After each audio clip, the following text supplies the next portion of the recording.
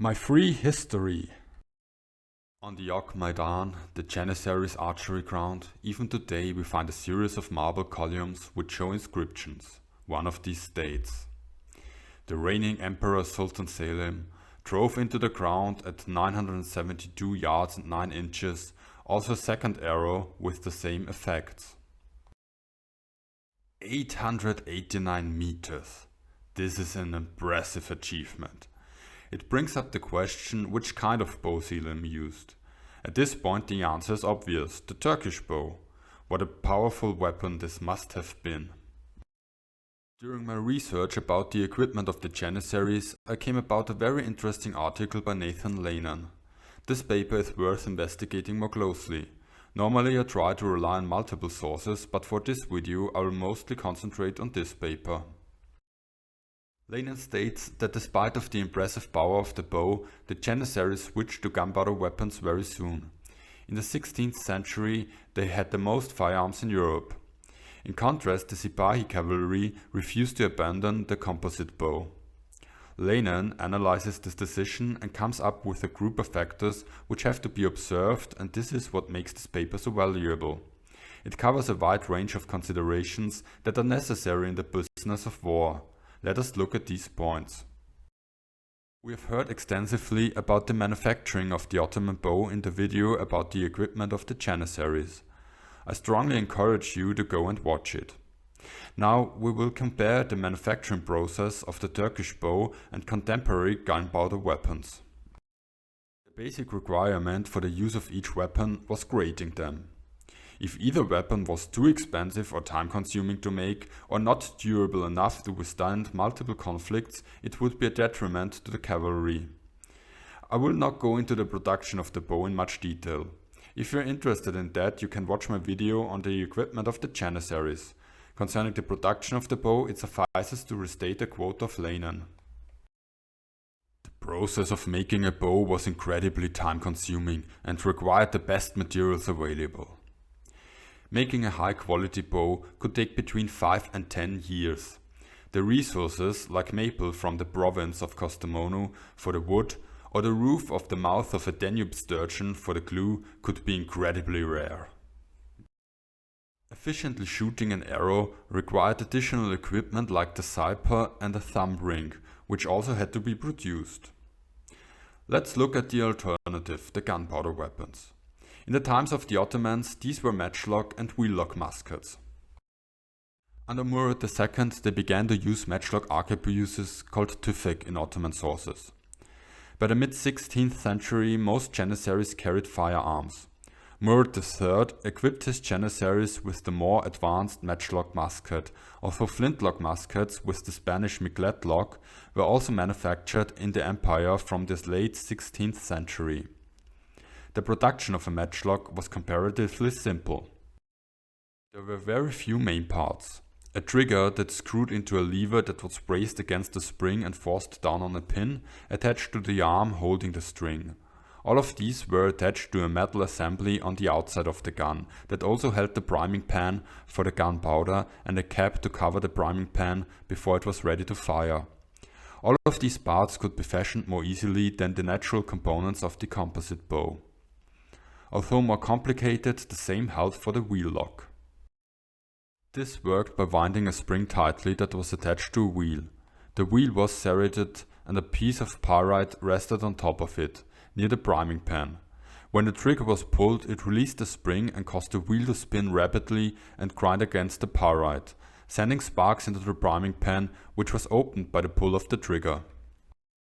The wheel-lock mechanism required far more moving parts than the matchlock and needed a trained specialist to make, making it more expensive than the matchlock. This comparison leads to the following result.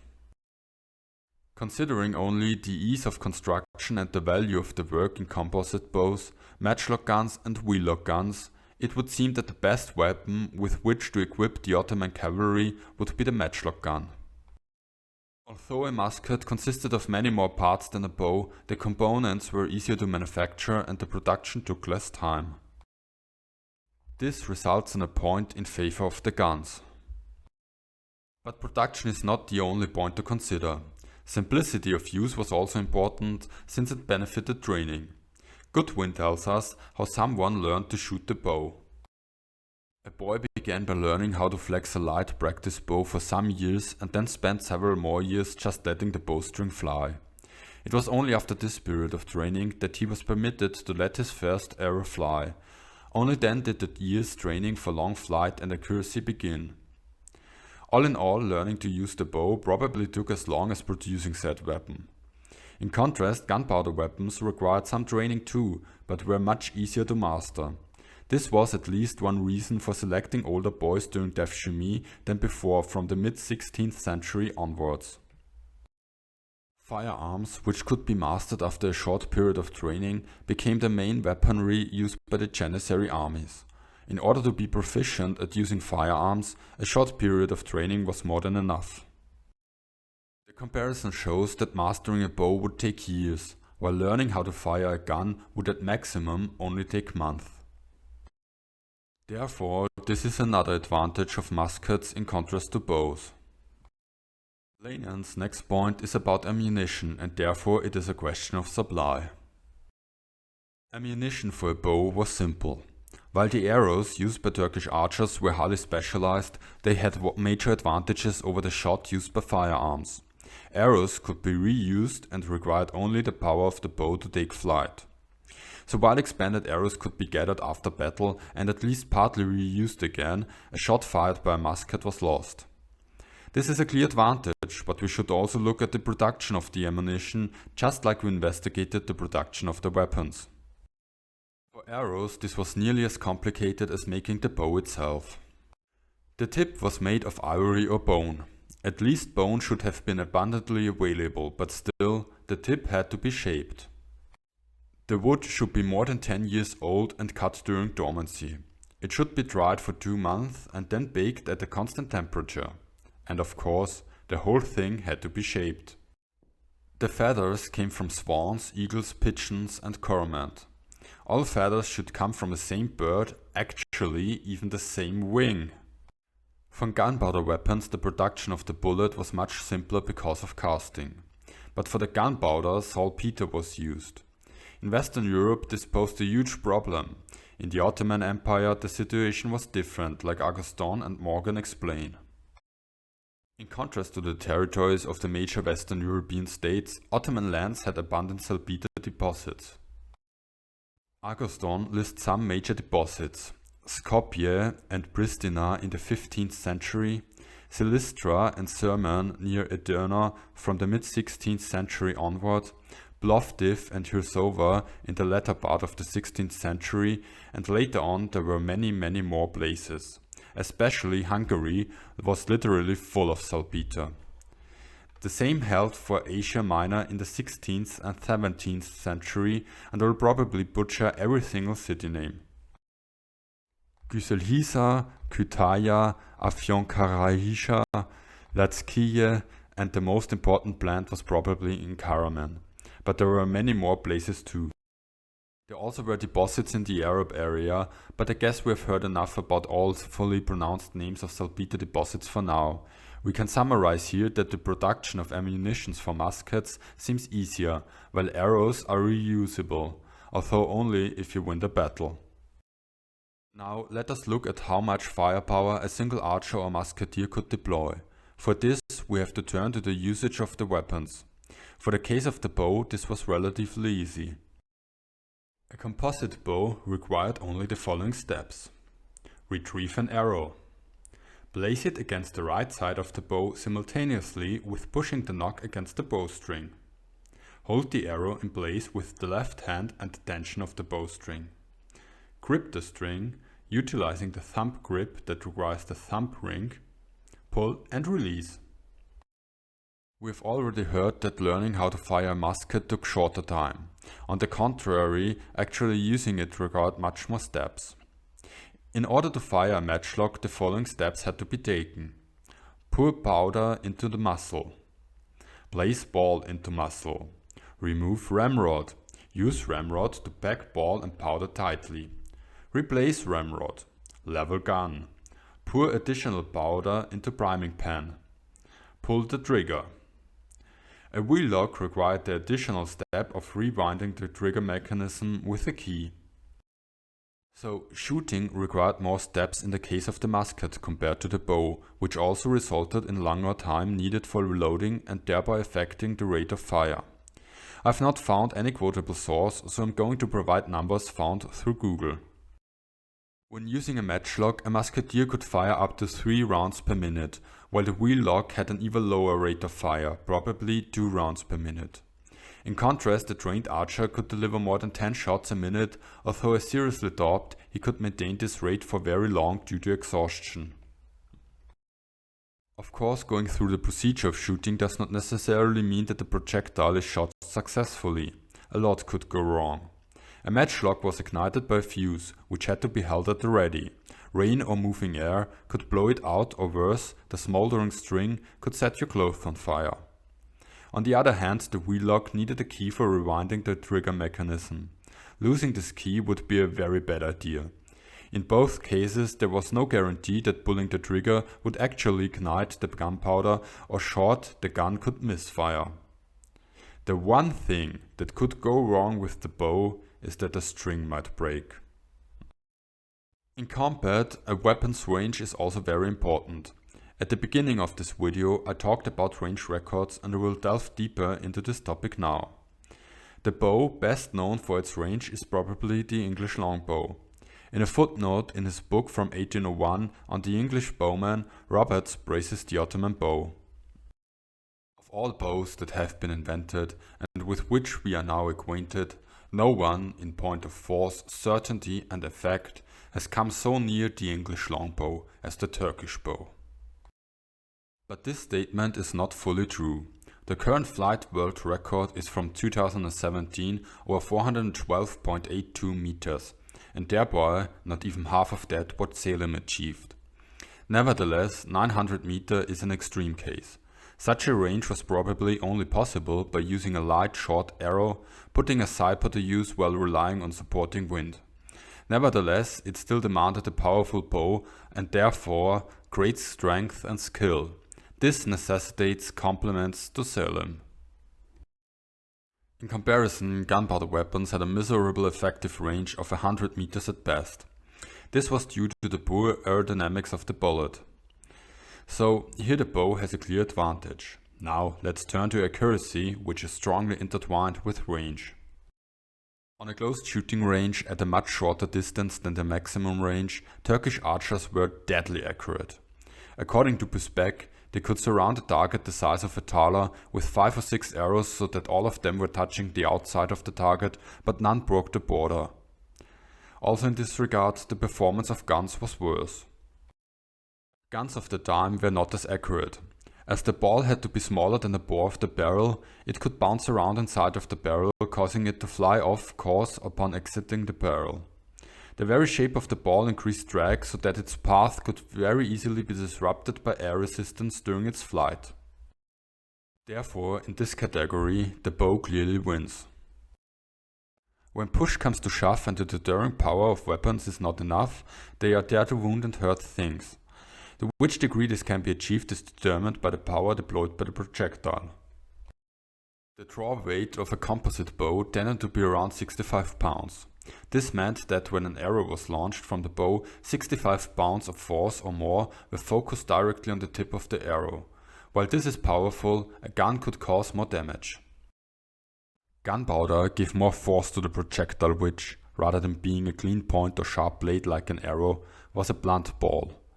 So while an arrow would cut into a soldier, causing him to bleed and make him lose some of his battle lust, a gunshot would tear a gaping wound that caused incredible pain and was very difficult to heal. A gunshot was normally immediately crippling and nearly always fatal. So in this category, the point goes to the gunpowder weapons. Battle is hell on earth. But which weapon would be more suitable to represent this on the battlefield and scare the smurf out of the enemy? Guns of the mid-16th century were incredibly loud and sprayed smoke and fire with each shot. Compared to a silent bow that soldiers had seen for thousands of years, a gun was absolutely terrifying. While a gunner could miss due to the gun's low accuracy and range, he would still succeed in defeating his opponent by taking away his heart for battle. I think this picture is well painted. Also, we should not forget the fact that it is quite terrifying that, in contrast to an arrow, you cannot see the thing that is wounding you or your comrades. This round clearly goes to the musket. So, which weapon was better overall? Let's look at the results of our comparison. The categories manufacturing and training went to the guns. Both weapons had to share the criteria of ammunition. The bow wins rate of fire and range and accuracy. Power as well as psychology favors the muskets. All in all, the gun comes out on top in 5 categories, the bow wins only 3. That the Janissaries equipped muskets early on is a testament to this comparison. In contrast, the Ottoman Sipahis, the cavalry made up by fief holders, refused them. But why? Cavalry could use guns too, like the Europeans showed. We've already heard that the bow was and remained to be a prestigious object. Therefore, we have to keep in mind that the Sipahi cavalry was a low-level nobility and therefore showed some social snobbery. Another possible reason for refusing the firearm could come from class differences. The Janissaries, who made up the vast majority of Ottoman gunpowder-using troops, were slaves. The Sipahis were landholders and volunteered year after year. Due to firearms technology at the time, only infantry like the Janissaries could be equipped with handheld firearms when Mehmed first began using gunpowder weapons. So over 100 years the firearm became exclusively a weapon for the slave class. For this reason the Sipahis would have looked down upon the firearm as a weapon fit only for a slave, and unworthy for a landholder. It would have been shameful and it would have made the Sipahis appear to be of a lower status if they were to use firearms. The peculiarities of gunpowder weapons reinforced this attitude. Gunpowder weapons were very dirty. The powder could spill, smoke billowed out of the gun every time it was fired, and the gunner required so many different components in order to fire the gun that it could be difficult to keep them in order. Dirty and humiliated, the Sipahis could not accept a weapon that went against their sensibilities. I have to shake my head about this reasoning. Every soldier has to understand that war is a dirty business, and very often getting dirty is the one thing that can save your life. The advantage the gun had through the shorter training period in contrast to the bow was a weakness from the point of the Sipahis. The Sipahis also found the gun to be a cowardly weapon. Bows required great strength to fire and years of practice to aim properly. Guns, on the other hand, required only that the soldier placed powder and ball into the gun and pulled the trigger. They did not require nearly the same amount of effort on the part of a soldier in order to kill.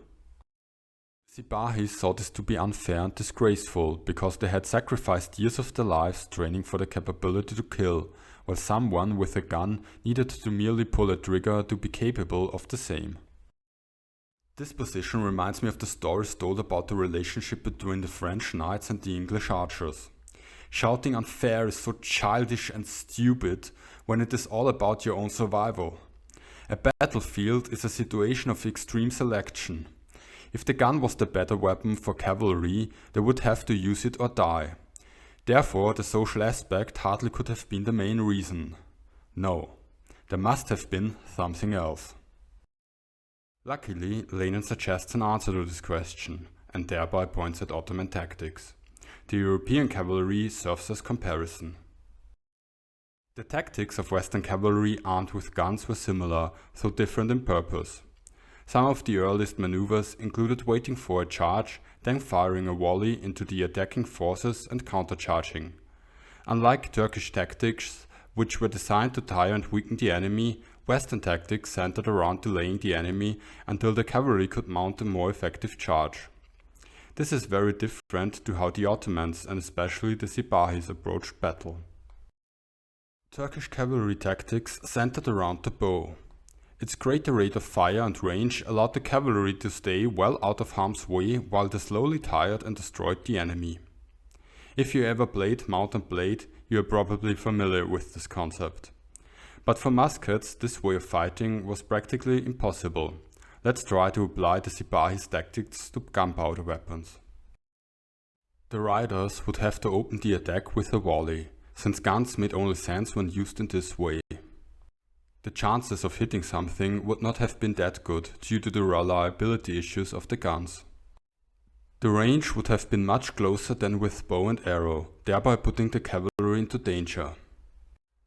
After firing the first shot, the riders would retreat and try to lure the enemy into chasing them, but the pursuers would be much closer than in the case with the bow. The soldiers would then reload on horseback, which would be very difficult and would consume a lot of time. All of this decreased the harm done to the enemy, while at the same time putting the riders into much greater risk. This leads Lenin to the following conclusion. So, in order to adopt the more powerful guns as the main weapons, the Turkish cavalry would have needed to change the battlefield tactics entirely to Western tactics. After having trained with the bow since they were 7, most, if not all, Turkish cavalrymen would find this very difficult, and discipline would be lacking. And this probably is a good place to take a look at what we learned today. The Ottoman bow was a formidable weapon. We know its maximum range through marble columns placed at the Ok Meydan in Istanbul, a former archery ground. The record seems to be around 900 meters, which is double of today's record with a longbow. Nevertheless, the Janissaries switched to muskets early on. But this brings up the question why the Sipahi cavalry did not do the same. To answer this question, with the help of Lenin, we identified 7 dimensions in which to compare both weapon systems. While the bow got points in the categories of rate of fire and range and accuracy, the gun had advantages in manufacturing, training, power and psychology. Both weapons got points in the ammunition category. While in this general comparison this is a clear win for muskets, when looking at the tactics employed by the Sipahi cavalry, the picture changes. The Ottoman battle plan included the cavalry attacking and luring the enemy from the distance. With the bow this could be done from a great distance and a high rate of fire. In the case of the musket, the riders would have approached the enemy much closer, while the problem of reloading would prevent firing volley after volley. This means that the 2 essential categories were exactly those where the bow won, and changing the equipment of the Sipahis would have meant changing all of Ottoman tactics. Although the decision to stick to the traditional and proven tactics is understandable, over time it proved to be a failure. When facing European powers with the high proportion of infantry which fired volley after volley, the mounted archers ran into a problem, and every advance in gunpowder technology made the situation even worse. And now it's your turn again. Do you have any experience in archery? Maybe you have even shot an Ottoman bow. Could you send an arrow over a distance of 900 meters? So long, we'll meet again at the regular episodes. Stay critical, stay curious, stay free.